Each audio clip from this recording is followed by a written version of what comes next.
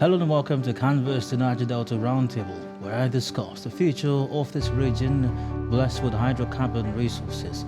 Every edition will give time to reflecting on topics relevant to the development of the Niger-Delta and her people. This edition is no different. We're focusing on how to take the region to a more promising future. Be reminded, the program is sponsored by the operator of the NNPC, SPDC, Total Energies Active Joint Venture, a Shell Petroleum Development Company of Nigeria Limited, headquartered in Port Harcourt. Thank you for joining. I'm Adedayo Elushakin. And on today's edition of Canvas Niger-Delta Roundtable, we're discussing youth and drug prevention. The global drug problem presents a multifaceted challenge that touches the lives of millions worldwide, from individuals struggling with substance use disorders to communities grappling with the consequences of drug trafficking and organized crime. The impact of drugs is far-reaching and complex. Central to addressing this challenge is the imperative to adopt a scientific, evidence-based approach that prioritizes prevention and treatment. The International Day Against Drug Abuse and Illicit Trafficking, or World Drug Day, is marked on 26 June every year to strengthen action and cooperation in achieving a world free of drug abuse. On this edition, we will explore the various challenges that youths face regarding drug use and abuse, and we will hear from an expert who will share valuable insights and strategies for prevention. She will offer practical advice, support, and hope for a brighter future. Let's work together to create a safer, healthier community for our youth. And again, our topic on this edition of Canvas is youth and drug prevention. And my guest is pharmacist Ijoma Oke-Ewurum. Pharmacist Ijoma Oke-Ewurum is a public health pharmacist. She's a fellow of the West African Postgraduate College of Pharmacists, fellow of the Pharmaceutical Society of Nigeria, past secretary of the Pharmaceutical Society of Nigeria, and immediate past national publicity secretary of the Pharmaceutical Society of Nigeria. Pharmacist Ijoma Oke-Ewurum, welcome to Canvas Niger-Delta Roundtable. Thank you very much. It's my pleasure to be here. Before Canvas Niger-Delta Roundtable became a podcast, I had the pleasure of having several discussions on the subject matter of drugs use, safe use, and drug abuse. On radio as well, we've had several discussions. It's always been a pleasure having these conversations with you, because I find that you are extremely passionate about safeguarding our youths as regards drug abuse and ensuring that they have a bright future and they have an opportunity to achieve their full potentials. How well are we doing so far as regards to the issue of drug use and drug abuse in the country, and especially in the Niger-Delta? Thank you very much, Dayo, for always having me. And I can tell you, we have not had any problems in terms of talking. Our challenge in the country has always been walking the talk. We have a lot of papers, a lot of ideas generated, but implementation is always the problem. So I can tell you that we're getting deeper, because just as you and I can feel the pressures on economy, healthcare, everything, I can tell you the picture is not so beautiful. Nigeria is not doing very great. If you look at the statistics, it still tilts negatively towards us.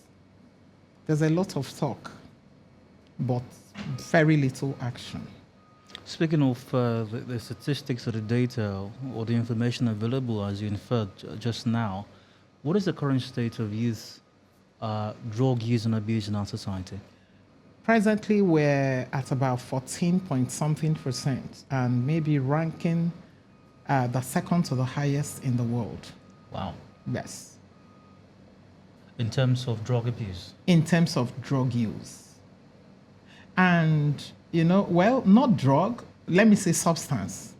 Because in those days, it used to be drugs, but right now, every other thing is.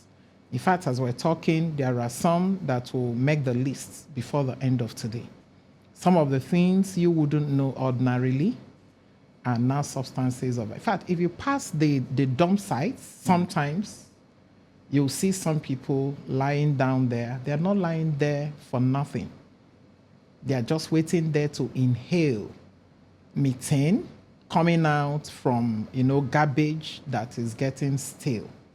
So they are there getting, high on those things. Some will get high on urine that is kept for between 3 to 7 days. And, they inhale it and they're high. Some will go to where you have the pit latrines. So all manners of things. It may not be the usual thing we know in the list of, in fact, I honestly don't even like mentioning their names anymore because, in fact, at one of the programs I've had, I got a call later when a young man told me, that there's a drug I mentioned that he tried to get it, but it's like the name wasn't properly called. I am telling you that if I can help him to call the name properly, I said, is it to call the name properly or, he said, no, that somebody, when he took my name and put it on the net and was able to connect, to get access to, get more information about me, please, can he get more information on those drugs I mentioned? And can I, place them side by side in terms of what they do? So that can tell you exactly where we are and the way people look at those things. So they are not, in the right frame of mind to know that, because that's actually why it is an addiction. Somebody is doing something, this thing is hurting you, is harming you, is killing you, but you don't mind. You want to still get more. Now, this was something I thought we would get to much later on in the conversation, but I might as well bring it up now since we seem to be there already. And we might still expand on it later on, of course. You talked about different ways in which young persons or not young persons, extreme things that they will do to get a high. You talked about garbage, sniffing Yes. garbage. You mentioned urine, keeping it for a while and sniffing it to get a high. What does it mean to get a high, really? And do these things, if it's garbage or whatever else it is, or urine that's kept for a bit, does it really simulate the effect of getting a high? The human nature is complex, particularly when we talk about biology. It's quite complex. So you find out that maybe something like an alcohol is both a stimulant and a depressant, given the quantity that is taken. And as pharmacists, we classify all drugs as poisons, and we say that it is the dose that makes the poison. So actually, every drug is a potential poison. And in the same vein, we can say that every CNS, central nervous system stimulant, is a potential, stimulant. It is the dose that is taken. Okay, look at the codeine that suddenly ran all of us out of our space in the past 5 years ago. Was the usual codeine that maybe when you have a cough, particularly nocturnal, very reflective cough, you take, and it calms the reflexes. What happened? People decided to, tweak and tilt the quantity they take and started getting high on it. And getting high, when we say that something is a central nervous system stimulant, when it hits the brain, we mean that this is what people take and it hits the brain. And when it hits the brain, it functions as maybe a stimulant, a hallucinogen. A hallucinogen means that, this person now has a vivid, altered perception of reality. That's why you even, when as a pharmacist, if you come across somebody who is using drug, you don't really need a lab to know. You don't need a lab. In fact, when the person talks or laughs or even, moves, So that's why sometimes you see them, when they wear some kind of, they naturally want some bigger clothes. Because, the mind is so altered that they are believing that, the normal size of clothes they wear is no more good enough. So you see them on big, long sleeve, and you see them walk in a kind of way. Exaggerated. The ground appears, because the pupil is, dilated in such a way that they don't see the ground as level. There's how they are functioning in a particular level at which is not ordinary for the human brain, because there's a vivid alteration of perception. So they see you appear like this glass. They see a trailer. The trailer is just like a matchbox. So that's what we mean when we say, that somebody is high.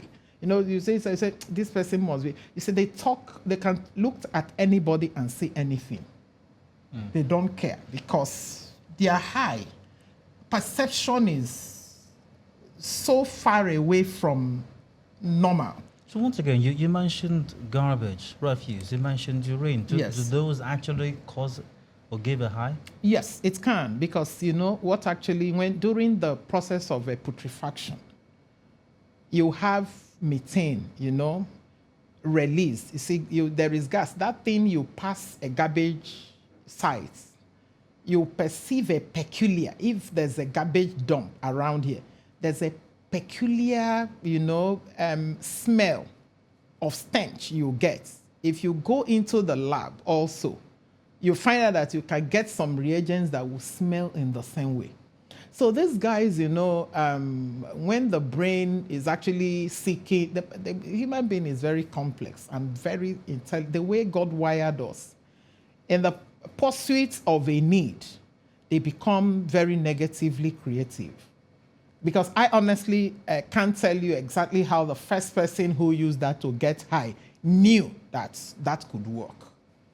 So, but however it came about, but yes, science has proved it that from dump sites, you can identify some of these, hallucinogens and some, stimulants, which these guys go to. And I have seen some at dump sites. I have seen severally. You're coming, you're seeing the guy lie down there, move from side to side, or even, in fact, I heard that the one that is even can give them something as high as what the cocaine can do is the physics of lizard when it's, lighted. So there's nothing that is not concocted. Some even take petroleum presently and, some fuel and put it with some kind of grass and wrap it. So there's actually, in fact, if you ask me now, there's no more a protocol because everything is involved. I'm sure we'll expand on this in a moment as well. But at the start of the conversation, you used the expression drug use, then you went on to drug abuse, and then you shifted to the expression substance abuse. But let's stick with drugs for now. What is the difference between drug use and drug abuse? Okay, drug use is anybody, when you say somebody is a drug user, it means that this person is convinced and knows the reason for which he wants to do what he's doing. So this person is not negotiating anymore. He's not experimenting. He has passed those stages and he has stayed on this. So he's now a drug user. While when we're talking about drug abuse, these people are still maybe, in fact, it stems from even those who use drugs indiscriminately. When we talk in Nigeria, everything is drug. If you go to places like the US, if you mention drug, everybody will turn and look at you. Because sometimes maybe they will now ask you, oh, you mean medications? Because prescription drugs like the antibiotics, analgesics are called medications. While if you talk about drugs, they know you're talking about cocaine, heroin, amphetamines, methamphetamines, the LSDs, while in Nigeria, everything is drug. So in our own context, when we see somebody uses drugs, is a drug user, it means this person is no more contemplating or negotiating. He is in the full consciousness of what he's doing. He's intentional in what he is doing. While drug abuse is when people, somebody can just go to one place and say, do you miss something for me? As he will always say, Mama Nkechi, miss yerem. Miss yerem, for malaria, it means miss for me. Something, I have cough, I wanted to mix something. But the medication, some of the medication will require when we're ill or to maintain good health or recover from an ailment, which are good for us. But you said a while ago that all drugs, medication in this case, are potential poisons or can be poisonous. So are they abused as well, this medication that's good for us, or are the drugs/medication that are abused, are they separate? Are they different? Are there classifications of drugs or medication that are good for us, and the ones that are abused or substances and the likes, are they a different classification, or could they be the same? No, I can tell you, drugs have different classifications, and I can tell you, particularly in our country, Nigeria, everything is abused. Every drug is abused. Let's even take the simplest, which is painkillers, paracetamol. There are those who take paracetamol. In fact, when they close from work, they will purchase some cards on their way home. In fact, they will tell you they take it every day. Then, somebody will have pain. I am not talking about an illiterate. I attended an event with a friend who was complaining about pain. So she told me, said, thank God that when she called me, that I said she needs to, get to the hospital for more investigation, given the level of pain she expressed. I told her that given that she should be about 49, 50. I said, when last did you take a comprehensive check? She said, I said, well, my dear, present yourself. A schoolmate from secondary school. So we happened to be attending our old girl event. So we were in the same room. So she said, thank God that when she spoke to me, she wasn't ready to go and do all that I wanted. But thank God for this woman beside her that has a pattern medicine store. And she gave her something. That's why she's able to even move around. And when I saw what was mixed and given to her, I almost passed out. Paracetamol was there. Ibuprofen was there. Indoseed was there. And pyroxicam. This can, in fact, shut down the kidneys. In fact, finally, I think that should be a corticosteroid tablet. When I saw this, I screamed. I said, my God, how did you come about this? He said the moment she took it everywhere, that's why she was able to move. I said, my dear, continue with this. You see, those kidneys, very soon will be out to, do a launch to raise money to get kidneys for you. So this is what we're talking about. Most people will have maybe a bacterial infection. They go out, buy all manners of things by themselves, take it as their care. In fact, some will come, you tell them this is what you will need for not less than 5 days. They'll tell you no, in fact, the half card is what they need, about one quarter of what they actually needed. So that goes on and on. Then finally to those who use, I'm sure, you will say, I need sleeping medicine.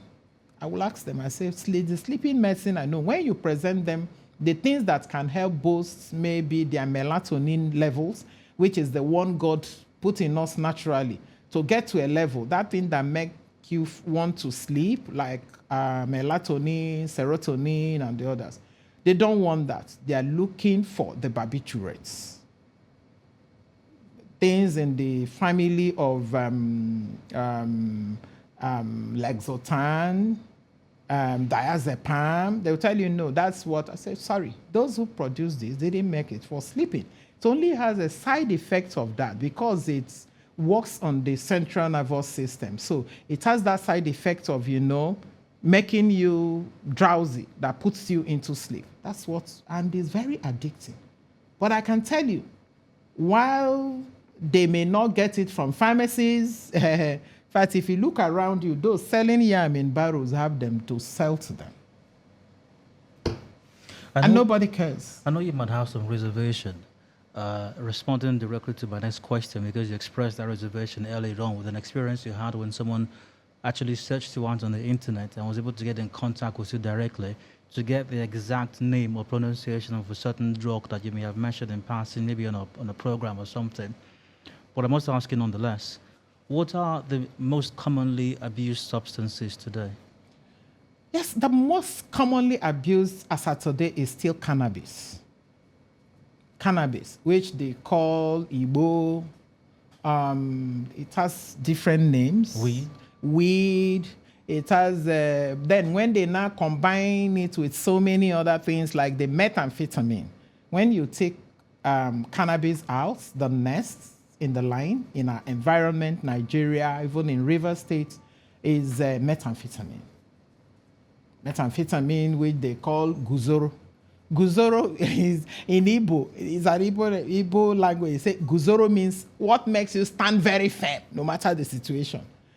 So then they have we have others, which is a combination of concussions of different things, methamphetamine, some cannabis, some heroin, all little things, even crack. So there are so many things. It has some street names. You would have heard about the Black Mamba.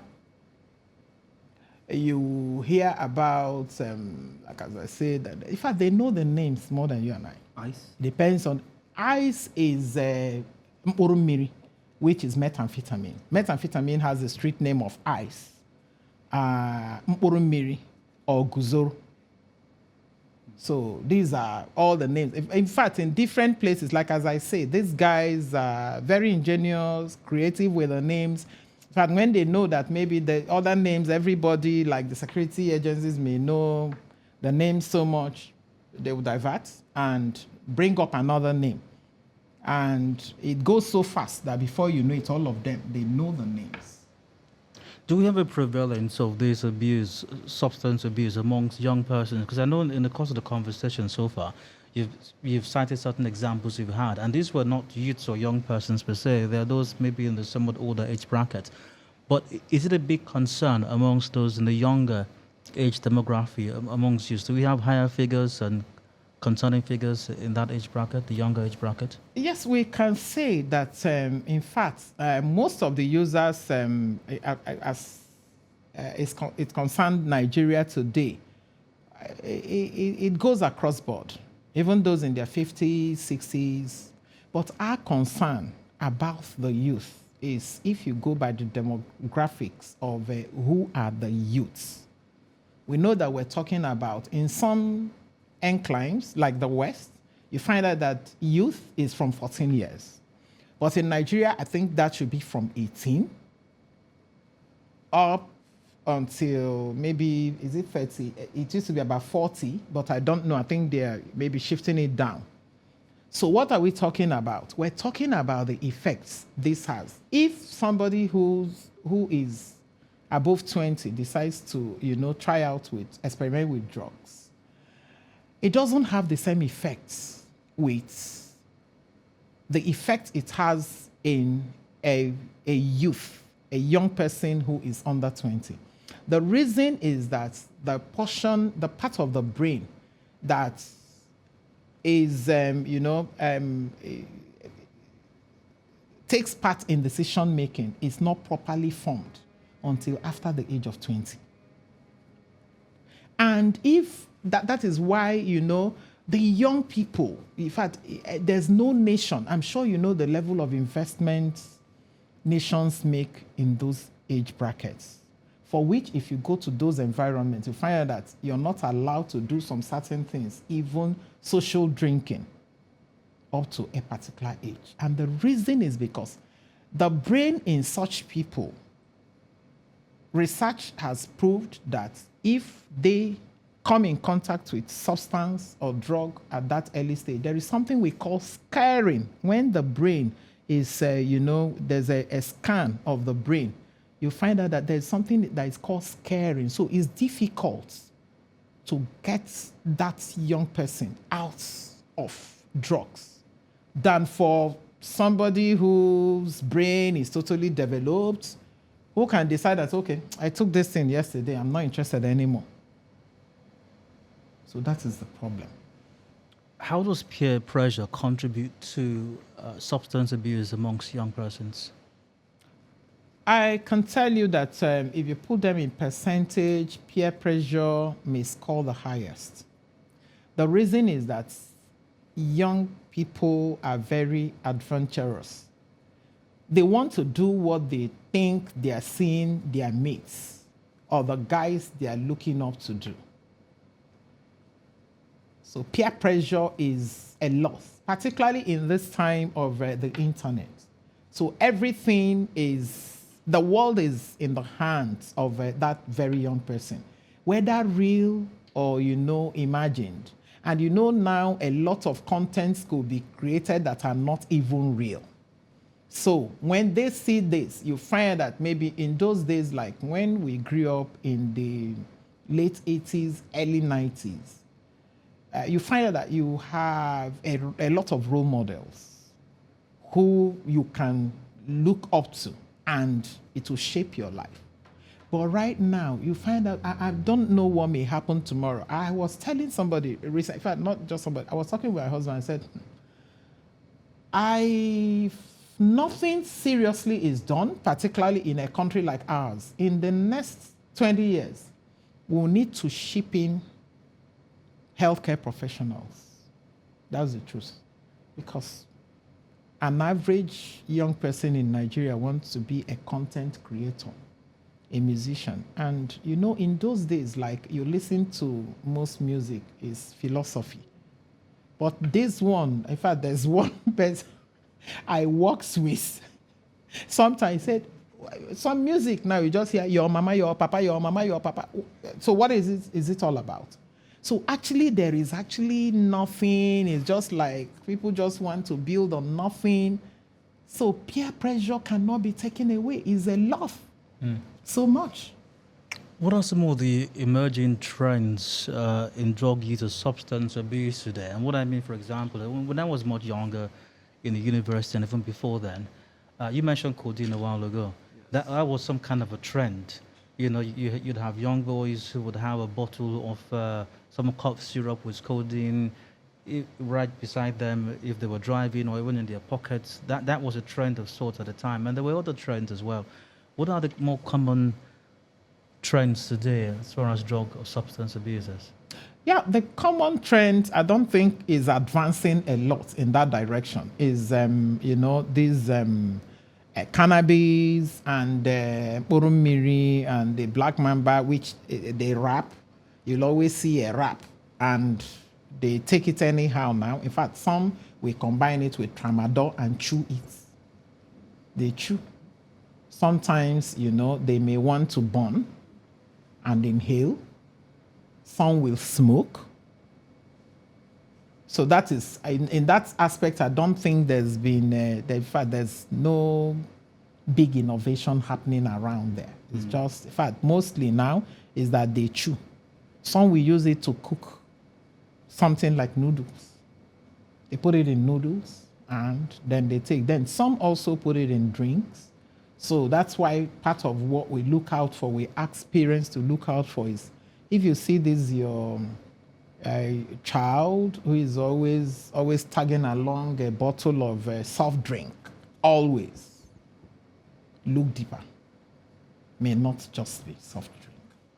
Let's converse in Niger-Delta Roundtable brought to you by SPDC. Today we're discussing youth drug abuse. My guest is pharmacist Ijumal K. Iwerum. We'll take a break. We'll return shortly. The conversation will continue. Please stay with us.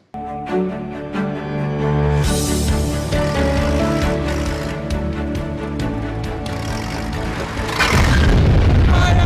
yellow and black markers indicate pipeline and flow line right-of-way boundaries. Your activity could impact on the buried high-pressure hydrocarbon pipelines and flow lines, leading to possible leaks and explosion. Please keep off. Do not engage in sand mining or any form of excavation, pipeline vandalism, oil theft, and bush burning within pipeline and flow line right-of-way. Do not farm, trade, or locate any business on pipeline and flow line right-of-way. It is against the law to apportion land, sell, or build on pipeline and flow line right-of-way. Maintain a setback distance of at least 30 meters or about 100 feet from the right-of-way boundaries always. We care for your safety and that of the environment. This message is brought to you by the Shell Petroleum Development Company of Nigeria Limited, SPDC, operator of the Nigerian National Petroleum Company, NNPC Limited, Total Energies, and Ajib Joint Venture. Hello, welcome back. It is Canvas and Niger-Delta Roundtable brought to you by SPDC. I'm Dyer. Today, on this edition, we're discussing youth drug abuse. Thanks for joining us once again. My guest is pharmacist Ijema Okeworim. Madam, you're welcome again. Thank you. What are some of the short-term and long-term effects of substance abuse on physical and mental well-being of young persons? Okay, if we talk about the immediate, you find out that the immediate effects will start from disconnection, from every meaningful life event. You find out that they become disconnected from learning, school, skill. They're not interested in anything. They disconnect from family. They disconnect from friends. They even get disconnected from society. They now live in a world they build around themselves and their cohorts. Then this is what happens in their social space. Then we'll talk about their health. Definitely, if you look at the heart is impacted because what actually is a drug addiction. They start from using and then they get into addiction. When addiction happens, a lot happens. A person can sell his mother or her mother to get supply. So you find out that the social vices are all around them. They will lie, they will steal, they will do any kind of prostitution, thefts. They can't engage in anything. When I asked you at the start of the conversation what the figures are like, or what the situation is, what your response was quite staggering, that we're about the second highest in the world when it comes to substance abuse.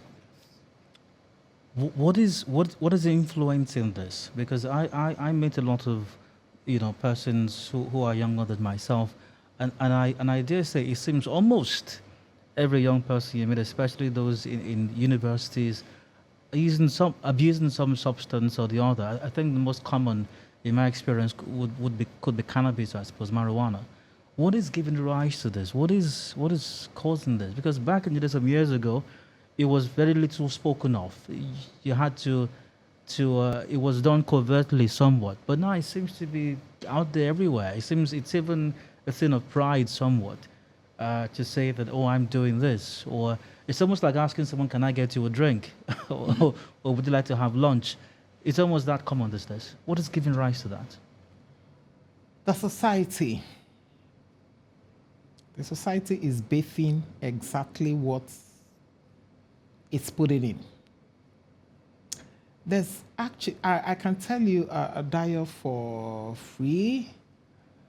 It takes God for a young person in Nigeria not to get into a vice. Because look everywhere. Tell me where the hope the young person will hang on. In the 90s, when we went to the university, you walk the streets, you find hope. You look around you, you see somebody who has done the kind of thing you're trying to do, and you don't really need to look too far. your immediate family may not present you the picture you're looking at, but look around you can find. And then you now begin to put your own step and you're moving. But look around you. If we're honest, there is none. So you look around you, you see somebody who maybe all his or her life worked very hard, very brilliant, went to the best schools. That's no job. And there's no pattern. Like I continue to say, the greatest challenge we have in our country is that, there's no pattern. Elsewhere, you come, they say, oh, this is the dream of America, this is the dream of this country. You ask, what is that dream? They tell you. You set out to meet that dream and you give yourself time and you arrive there. But here, by the time you set out, the goalpost will be moved 15 times before you get to the first one. So it leaves young people in despair. Speaking of other countries, have global trends in any way impacted on substance abuse in our country, in Nigeria, and of course in the Niger-Delta as well? And here's what I mean. It's like some Western developed countries, you have scenarios where cannabis, marijuana has been legalized. So beyond the recreational cannabis, you have even prescription marijuana in some developed countries. Has that in any way influenced the perception of these substances here in Nigeria and its consequent abuse as well? Yes, it has, because, we do not legally produce most of those things. So the world, we have systems. In fact, I was in a conference somewhere where a highly placed government official when they were promoting cannabis, to be legalized in Nigeria. And we had that conversation. And I asked him, I said, if we can't regulate paracetamol, why are we asking to increase what is in the bouquet of controlled drugs? And he couldn't really give me an answer. So the global trend is there. What we're trying to say is not that if you put drug use generally, that Nigeria will, rank that high. But those who take it in other countries where it is regulated know exactly what to do. And the young people are not as exposed as our own young people, because there is no other country, well, I don't know, I won't say there's no other country, but the countries that I have been to, that access to dangerous medications are like in our country. When crime is so cheap here, crime is committed in every part of the world, but at a very high cost. The cheapest place to commit crime or obtain substance is here. You can quote me. With something as little as 200 naira in their pockets. I'm telling you, I was shocked when I asked one, I say, how much do you buy this from? And I was told 100 naira per wrap.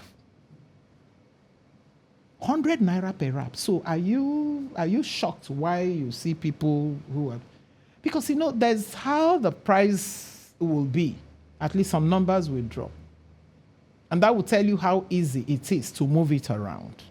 And like as I said, everything, moves around the same circle. I don't just know how we can put it in perspective for you to understand what I'm talking about.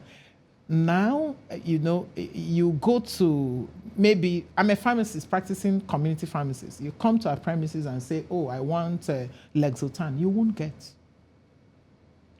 But the person will come back to the pharmacy in the next week and say, hey, you refused to give me that yesterday. I just crossed over there. I bought one full box.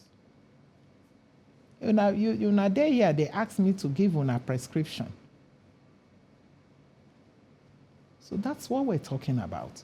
So in other parts of the world, okay, you talked about legalizing cannabis. Cannabis has about 1,000 species. And some of the ones we have here are the very dangerous ones that hits the brain immediately it is taken. And like in our conversations, like as I said, I had a lot of conversation around that when I was the National Public Secretary of Pharmaceutical Society of Nigeria.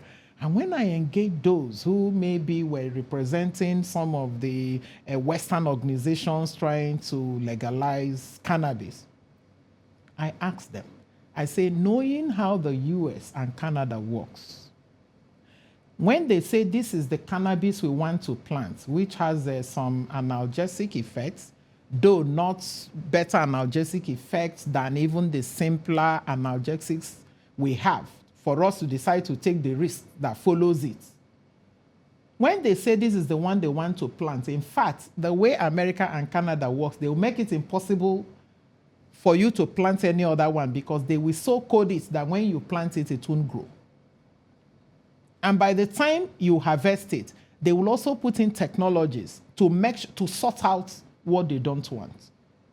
But the way things work in our environment, that one, because those ones that create problem are not the ones legalized in those countries. But I'm sure you know our people, we prefer that one that really touches the, and even those because of, gains, who say, no, this is the one that really, where they catch well. Oh, that is the spot. Beautiful. So now, the one you legalize will not be the one you will find around. You will not find this one that is like maybe 1,000% more, stronger than what is approved. So that's what we're talking about. Do we have the technology? Do we have the political will? Do we even have the morals to say if we're asked to regulate this, we will stand our grounds and do the right thing? I know you touched on this earlier on, signs, but could you elaborate a bit? What are the signs of substance abuse? The signs are a lot, as you said, we can rank them from physical to, social.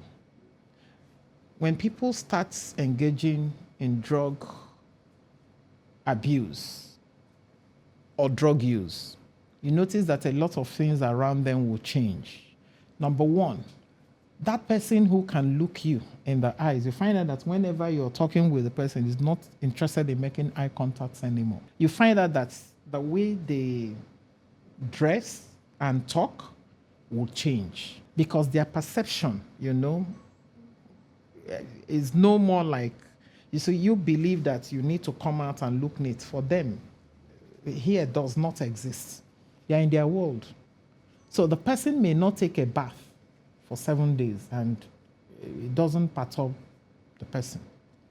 So if you live around them, you see that, there are people who litter their rooms ordinarily, but somebody who doesn't litter suddenly, and it's not like maybe it's work pressure or maybe any assignment, then you find out that they become, you find most times maybe they're tired, they're sleeping too much, eating too much, because some of these drugs have such side effects. Then some may even have the side effects of anorexia, meaning, appetites, depressants. So when they, those of them who abuse tramadol, they call it cis to cis. Particularly most of them who do very hard work, the artisans. That's why that is the main spot where tramadol abuse is done. Because when they take it, they can work from morning till night, they don't get tired. And then they also eat less. Maybe they eat once. And the tramadol will make them not really feel hungry. So these are the things you will notice, they will begin to change. You find that they don't meet targets. Maybe if it's because like as I said, drug abuse is everywhere. There's no sector you'll say, oh, people are not using drugs, just as you've said. In fact, if you lodge in hotels often now, you find out that you're in your room, you're smoking the drug with the person who is in the other room. What roles do the parents, schools, the community play in preventing drug abuse, especially amongst the youth? It's a community approach. Everybody is involved. There's role primarily. It starts from the family. How I wish our eyes would be opened more to what happens when the family misses to do what it needs to do. When I did my residency during my postgraduate college studies, I had in my reports the findings. I did a review on substance abuse and mental health. And most scholars reported that over 60% of issues of drug abuse, addiction, and even mental health issues come from children, affect children from dissolved homes. That's the truth. So I always, plead with people. When you're thinking, oh, it doesn't matter, I can walk out on this marriage. It's not about you or whomever. It's about, what comes in between. So any child who doesn't have the proper family environment, and I don't mean, there are those who are together, but they are even worse than those who have gone their separate ways. So the family, proper family setting has a lot of impact on who the child becomes tomorrow. Because you see, why do people even get into this? Somehow. Fear. You understand? Whenever you have, if it is not fear of failure or what may happen, it is about justice or protection. That's what takes people. Oh, I need to do this, but I can't face it. I have a performance to do. How do I climb the stage and face it? So what do I do? That fear. How do I overcome it? If you're in the wrong circle where you mention this, they will tell you how to. Unfortunately, some people find themselves in those wrong circles and they take to drug abuse or substance abuse or drug use.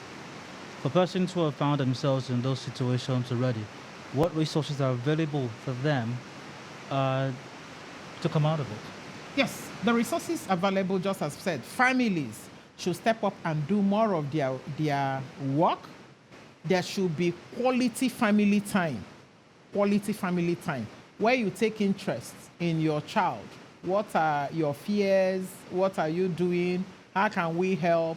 Allow the child to be himself. There's no second of anybody. We are all, in fact, if we're 2 million in the world, we are not, there's no one that is a copy of the other person. We all have our roles. Just as we're having this event, the microphone is here, the cameras are here, the lightings are there. They are doing all their job. So you don't benchmark with anybody. You can advise a child to, reach his or her full potentials, but not, trying to pull up who is doing this, because that child may not have the same, capabilities that the other person has.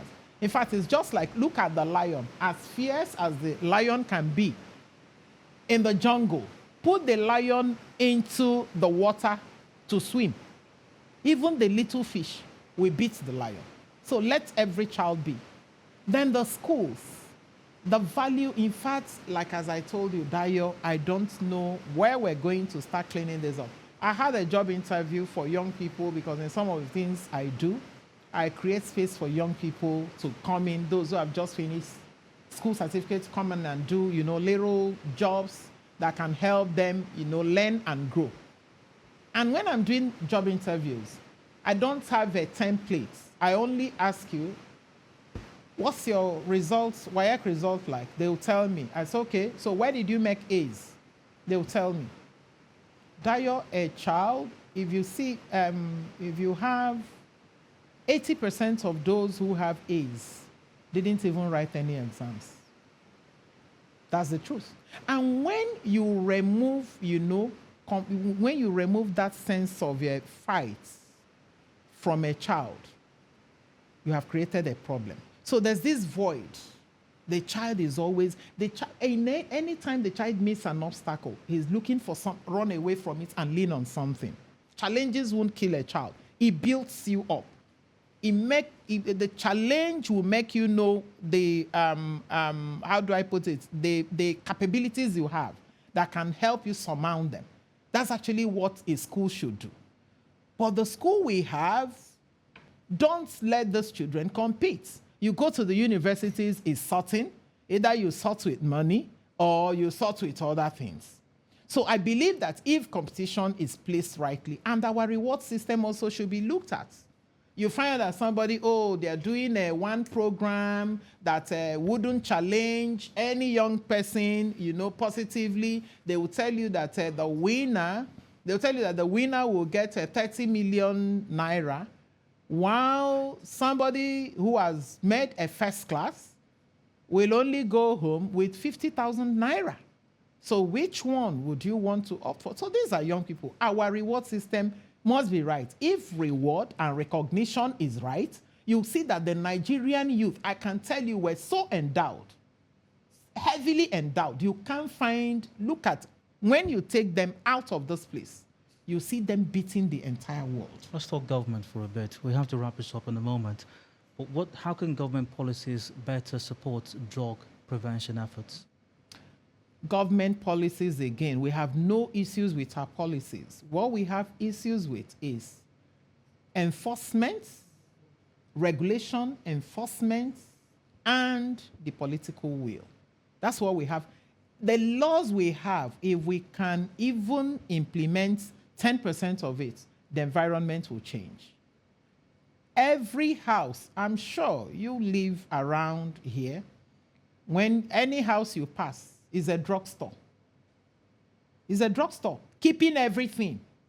Even what the pharmacist, who is the expert in medications and drugs, is afraid to keep carelessly, you find with ordinary men. So if regulation could be right, if enforcement will be more, purposeful, and if there will be political will to get drugs off our streets and in the hands of our young people, the problem will be 80% solved. Finally, any words to parents, guardians, or young people out there who are watching or listening right now? My word to parents is the job of parenting has no finish line and is the most honorable job you can do all your life. The result is enormous. You can't finish it. My advice to the young people is that the world is yours to hold. Once you sit down and tell yourself you're not afraid of challenges, I can tell you, you can swim across the ocean. Drugs are not good for you. Stay away from them. Then to the government, please, our young people are our resources for a great tomorrow. Let's do everything in our powers to keep them safe. Take drugs off our streets. Thank you. Thank you, pharmacist Ejima Okewuroma. It was a pleasure to speak with you. Thank you very much. It will always be my pleasure. And that's a wrap on this edition of Canvas, the Niger-Delta Roundtable, brought to you by SPDC. We discussed youth drug abuse, and as my guest has mentioned, let's do everything possible to take drugs off our streets. I've been speaking with pharmacist Ejima Okewuroma on this all-important matter. Many thanks for your time once again. Thank you very much. It will always be my pleasure. And stay safe out there as well. Do have yourselves a wonderful rest of your day, and look out for our next edition. I'm Adil Dai Olushake. Bye for now.